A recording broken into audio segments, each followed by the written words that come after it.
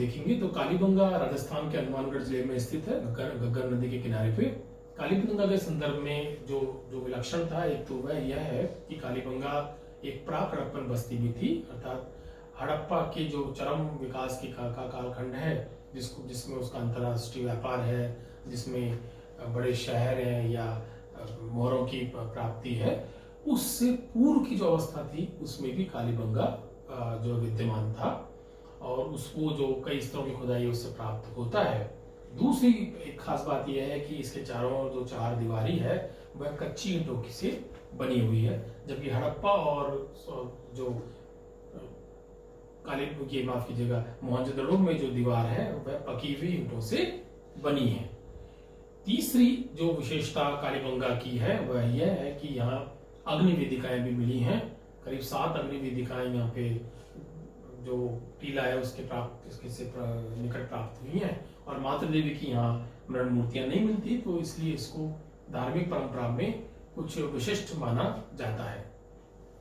इनके अतिरिक्त कालीबंगा के संदर्भ में जो सबसे महत्वपूर्ण तथ्य है वह यह है कि इसकी जो प्राक हड़प्पा या प्राक जो जिसको हम प्राक हड़प्पा काल कहते हैं, उससे एक जुते हुए खेत का प्रमाण मिला है।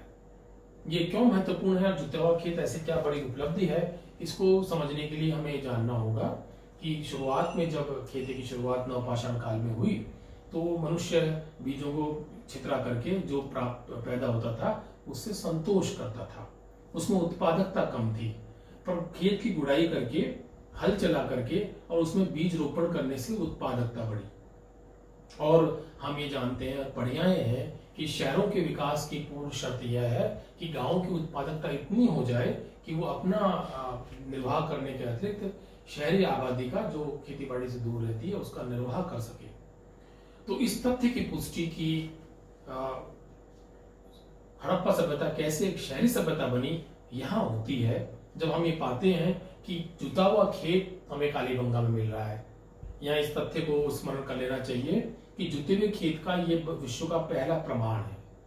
हम इसको यूं कह सकते हैं कि खेती बाड़ी में जोतने की तकनीकी को हड़प्पा सभ्यता ने विकसित किया और वही उनकी उत्पादकता बढ़ाने का कारण रही, और वही भारत में जिसे हम फर्स्ट अर्बन रेवोल्यूशन कहते हैं या भारत में पहला शहरीकरण कहते हैं, उसकी जन्मदाता रही।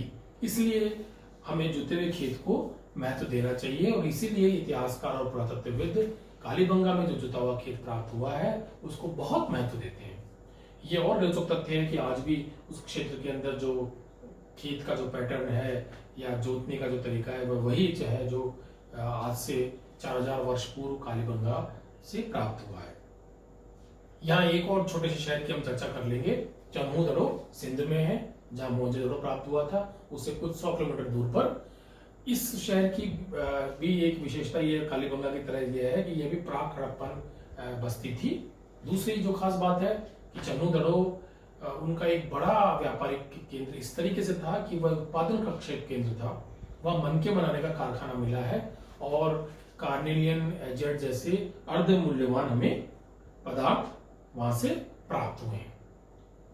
एक चीज और जब हम इनकी चक्र कर रहे हैं तो हम कालीबंगा से प्राप्त कलात्मक वस्तुओं को भी स्मरण कर लें। कालीबंगा से एक तो हाथी दांत का कंगा प्राप्त हुआ है, दूसरे एक तांबे का बैल प्राप्त हुआ है। एक बात और अक्सर की जाती है कि यहाँ से मातृ देवी की मूर्तियां नहीं मिली हैं, और बेलनाकार मोहर जरूर यहाँ से मिली है, जो यह समझा जाता है कि मोहनजोदड़ो से संबंधित नहीं है वरन मेसोपोटामिया की है, और वह फिर पुनः मेसोपोटामिया से इनके व्यापारिक संबंधों की पुष्टि कर देती है।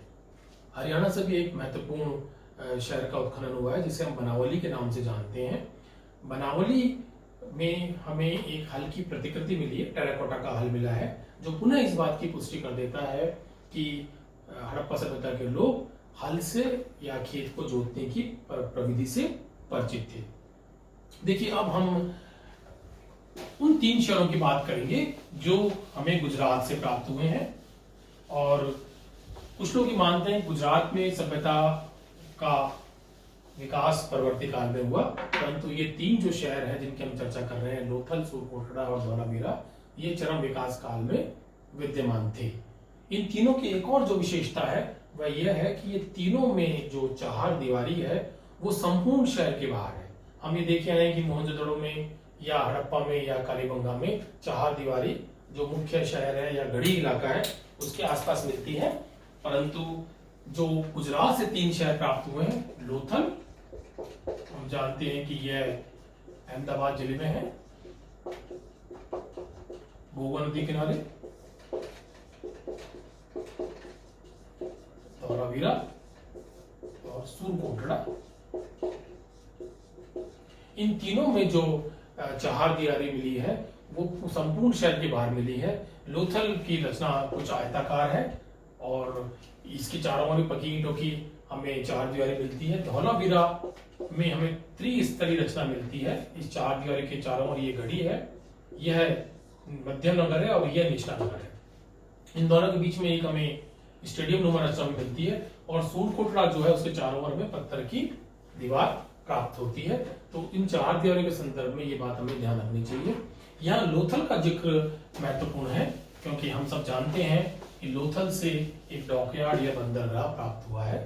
लोथल की खोज 1960 के दशक में एस.आर. राव ने की थी और उन्होंने ही ये माना कि दक्षिण के अंदर जो संरचना प्राप्त हुई है वह एक बंदरगाह है। हालांकि बाद में लेस्निक ने इसको एक तालाब माना। ये जो संरचना है ये संरचना 214 मीटर गुणा 36 मीटर की है और 4 मीटर गहरी है। ये संरचना यदि हम शहर को देखने का प्रयास करें तो ये कुछ यूं आती है। ये शहर बसा हुआ है, इसके यहां पर ये रचना है जो, और इसकी गहराई 4 मीटर है। यहां भोगवा नदी से एक नहर आ रही है 7 मीटर चौड़ी और वो इससे जुड़ी हुई है। इस संरचना के जो चारों जो ईंटों से प्राप्त बनी हुई है, इस संरचना के आसपास हमें भारी कुछ पत्थर भी प्राप्त हुए हैं जिनके बीच में छेद है। उनको हम ये मान सकते हैं कि वो एंकर का काम करते होंगे जहाजों के, जो यहाँ पर आकर के रुकते होंगे। यह एक बंदरगाह रहा था। इसको मानने के या इसको इस तरह से लेने के कुछ और भी हमें प्रमाण मिलते हैं, कॉरोबोरेटिव एविडेंस मिलते हैं। वो ये कि इसके पास में एक हमें वेयर हाउस जैसी रचना भी प्राप्त होती है जिसमें ऐसा मान सकते हैं कि जो सामान आता था या जाता था उसकी लोडिंग अनलोडिंग हुआ करती होगी। इसके चारों ओर एक करीब 1.2 मीटर की दीवार भी है और संभवतः वो बाढ़ इत्यादि से बचाने के लिए बनाई होगी। ये बड़ा व्यापारिक केंद्र रहा था। इसकी पुष्टि के लिए एक आध और भी हमें प्रमाण मिल जाते हैं, जैसे जो मेसोपोटामिया की पर्शियन गल्फ सील है वो हमें लोथल से प्राप्त होती है। लोथल से जो अन्य कलाकृतियां प्राप्त हुई हैं उसमें कांसे की एक सुई, कुत्ते की मूर्ति इत्यादि चीजें हैं। यहाँ हमें कालीबंगा की तरह ही मन के माफ कीजिएगा कि यज्ञ वेदियां मिली हैं या अग्नि वेदिका मिली हैं और यहाँ चन्नूदड़ों की भांति ही मन के बनाने का कारखाना भी प्राप्त हुआ है। इसके बाद जिस शहर की हम चर्चा करनी चाहिए वो धौलावीरा है, गुजरात के अंदर ही है। धौलावीरा के अंदर त्रिस्तरीय संरचना भी प्राप्त हुई है, जैसा कि हम पहले चर्चा कर आए हैं। इस प्रकार का चतुर्भुज है, इसके अंदर ये गढ़ी है, ये एक मध्यम नगर है और ये निचला नगर है। इन दोनों के बीच में, गढ़ी और मध्यम नगर के बीच में एक स्टेडियम नुमा रचना हमें प्राप्त हुई है और ये एक विशाल काय रचना है जिसके लिए ये माना जाता है कि ये स्टेडियम जैसी कोई रचना रही होगी। ये 283 मीटर गुणा 47 मीटर की रचना है। इसके पास में हमें एक साइन बोर्ड भी प्राप्त हुआ है। इसके उत्तरी द्वार के निकट में वो लकड़ी की बनी एक बोर्ड है जिसमें सिंधु घाटी की लिपि में कुछ लिखा हुआ है, संभवतः शहर का नाम होगा या कुछ और होगा। यह सिंधु घाटी लिपि के अंदर प्राप्त सबसे बड़ी संरचना है, इसलिए हमें इसको अभिलेख या साइन बोर्ड भी कहते हैं। एक और जो परीक्षा उपयोगी सूचना है धौलावीरा के बारे में वो यह है कि यहाँ करीब इसमें 16 जलाशय प्राप्त हुए हैं। जलाशय या कहना चाहिए वर्षा जल संग्रहण की प्रविधियां हमें यहाँ पर प्राप्त हुई हैं। अंतिम शहर जिसके बारे में हमें थोड़ी चर्चा करनी है वह सूरकोटड़ा है। एक तो यहाँ ईंटें कम मिली हैं और पत्थर की चिनाई का प्रयोग ज्यादा हुआ है। इसकी 4 दीवारी पत्थर की दीवार की बनी हुई है। दूसरे, यहाँ घोड़े के अस्थि का प्रमाण भी सूरकोटड़ा से मिला है, क्योंकि ये कच्छ के आसपास है, इसलिए ये माना जा सकता है कि ये थोड़ी परवर्ती काल का स्थल रहा होगा। और घोड़े का प्रमाण भी इस बात की पुष्टि करता है कि इसका विकास थोड़े बाद में हुआ।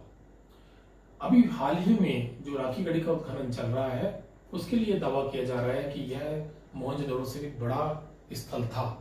तो संभवतः अब ये मानना कि मोहनजोदड़ो ही सबसे बड़ा शहर था मुश्किल है। राखी गढ़ी उससे बड़ी संरचना के रूप में हमारे सामने आ रही है। तो शहरों के बारे में हमने जो जानकारी हासिल की, उससे ये बात पुष्ट होती है कि किसी भी सिंधु घाटी सभ्यता या हड़प्पा सभ्यता किसी केंद्रीकृत व्यवस्था से परिचालित थी, और वही एक किस्म का मानकीकरण वहां करने में सक्षम थी, और उसी के आधार पर जो शहर है वो हमें एक रूप प्राप्त होते हैं।